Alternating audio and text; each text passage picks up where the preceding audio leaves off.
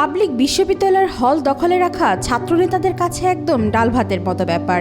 এমনকি ঢাকা বিশ্ববিদ্যালয় দীর্ঘদিনের সমালোচিত সংস্কৃতি ছাত্রত্ব শেষ হওয়ার পরেও হলে সিট দখল করে রাখা, কিন্তু সেই কালচার ভাঙছে ইসলামী ছাত্র শিবির।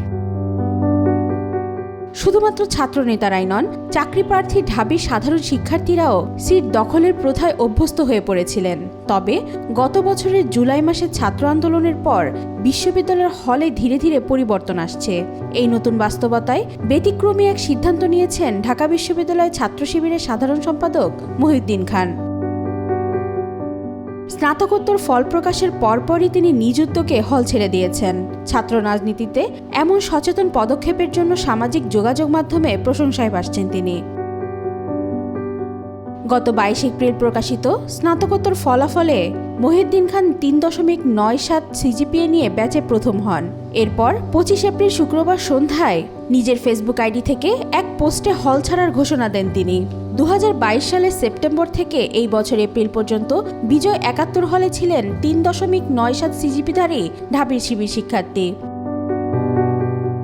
তার এই সিদ্ধান্তকে স্বাগত জানিয়ে ফেসবুকে এক মন্তব্যে রাফে সালমান রিফাত লিখেছেন, 23 সালের ভয়ঙ্কর সেই সময়ে তোমার মানসিক জোর দেখে আশাবাদী হয়েছিলাম, তারপরে কত কিছু ওলটপালট হলো। আরেকজন লিখেছেন, আপনি বিশ্ববিদ্যালয়ের সেক্রেটারি হিসেবে এখনও হলে অবস্থান করলে হয়তো বাধা দেওয়ার সাহস কারো থাকতো না, কিন্তু নিজে থেকেই সাধারণ শিক্ষার্থীর মতো হল ছেড়েছেন, এটাই বড় মানসিকতা।